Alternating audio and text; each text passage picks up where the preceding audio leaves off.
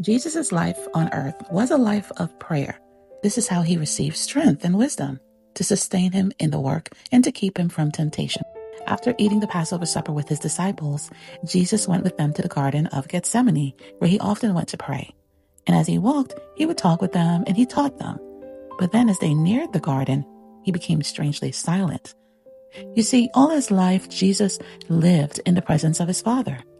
The Spirit of God had been his constant guide and support, and he always gave God the glory for the works he did on earth.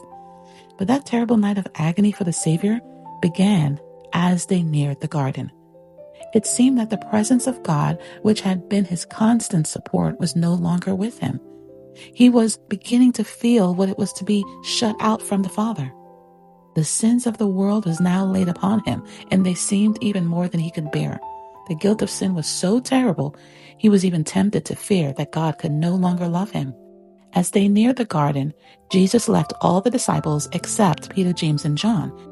These three were his most earnest followers, and they had been his closest companions. But he could not even bear that they should witness the suffering that he was to endure. So he said to them, "Tarry ye here and watch with me." And then he went a short distance from them, and he fell prostrate onto the ground, because he felt that by sin he was being separated from the Father. Christ did not suffer for his own sins. He had no sin. He suffered for the sins of the world. In his agony, he clung to the cold ground, and from his pale lips came the bitter cry, "O my Father, if it be possible, let this cup pass from me. Nevertheless, not as I will, but as thou wilt."